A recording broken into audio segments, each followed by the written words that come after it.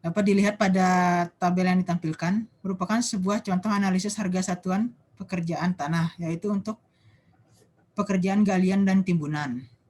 Yang pertama yaitu asumsi pekerjaannya. Untuk asumsi menggunakan alat berat, yaitu cara mekanik. Berarti cara mekanik ini menggunakan sebuah alat berat, dapat berupa ekskavator atau wheel loader. Yang kedua yaitu lokasi pekerjaannya sepanjang jalan, kondisi jalannya baik.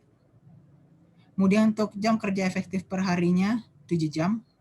Untuk faktor pengembangan bahannya 1,2 dan berat volume tanah lepasnya 1,6. Nah, untuk faktor pengembangan bahan dan berat volume tanah lepas ini dapat dilihat di materi perkuliahan pemindahan tanah mekanik. Sehingga beda jenis tanah pun maka faktor dan berat volume tanahnya akan berbeda pula. Untuk yang kedua itu menentukan urutan kerjanya. Dapat dilihat pada contoh yang ditampilkan, urutan kerja yang pertama yaitu tanah yang dipotong umumnya berada di sisi jalannya.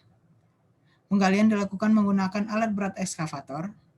Selanjutnya ekskavator menuangkan material hasil galian ke dalam dump truck. Kemudian dump truck membuang material hasil galian keluar lokasi jalan sejauh 5 km. Dalam contoh ini jarak pembuangan dari lokasi pekerjaan yaitu 5 km. Sehingga jika dihitung jarak kembalinya maka totalnya menjadi 10 km. Selanjutnya yaitu menentukan pemakaian bahan, alat, dan tenaga. Karena ini merupakan pekerjaan galian, maka bahan yang diperlukan itu tidak ada, karena akan dilakukan pembuangan bahan. Untuk alat menggunakan ekskavator. Ekskavator yang digunakan memiliki kapasitas bucket 0,93 meter kubik. Kemudian ditentukan faktor bucketnya, faktor efisiensi alatnya, faktor konversinya untuk kedalaman kurang dari 40%.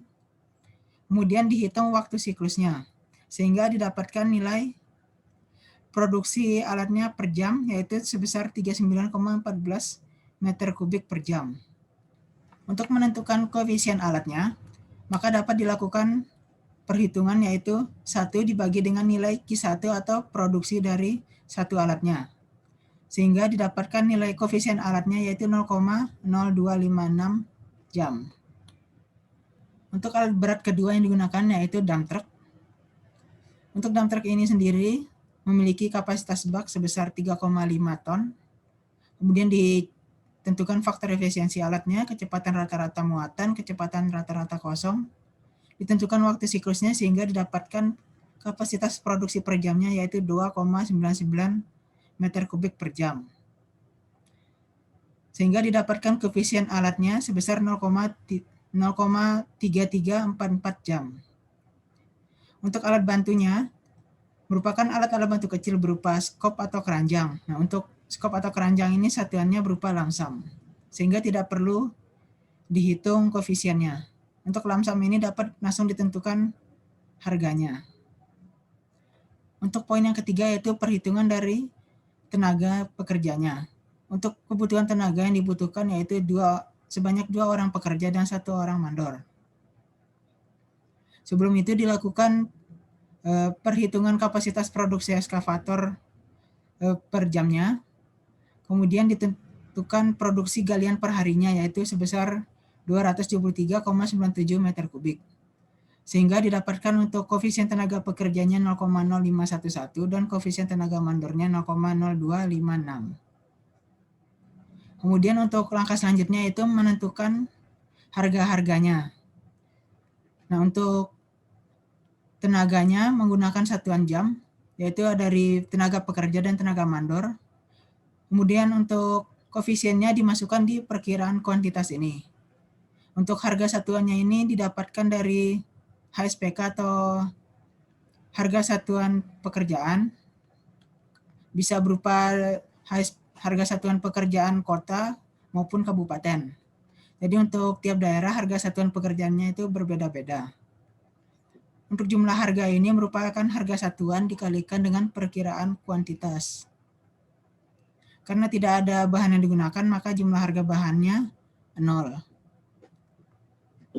Nah, kemudian untuk ekskavatornya, untuk perkiraan kuantitasnya dimasukkan.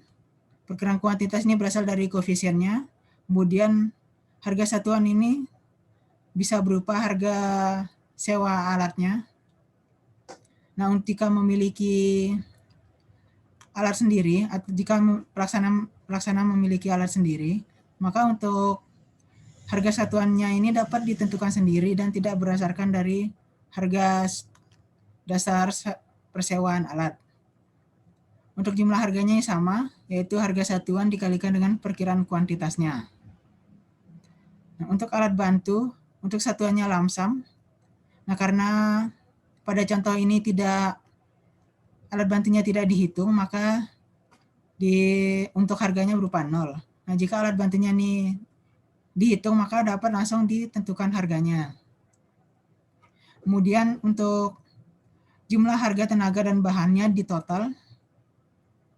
Nah, untuk overhead dan profitnya ini juga perlu diperhitungkan. Dalam contoh ini overhead dan profitnya sebesar 15%. Sehingga untuk harga satuan dasarnya yaitu sebesar 93.000.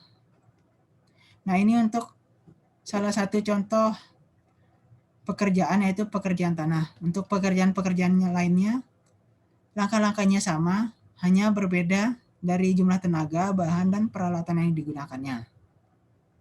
Untuk perkiraan kuantitas ini dapat dihitung berdasarkan jenis dan jumlah pekerjaannya. Untuk harga satuan ini didapatkan dari harga satuan pekerjaan kota atau kabupaten masing-masing lokasi pekerjaan. Sekian untuk pertemuan kali ini. Jika ada yang ditanyakan dapat melalui media yang disediakan. Terima kasih. Assalamualaikum warahmatullahi wabarakatuh.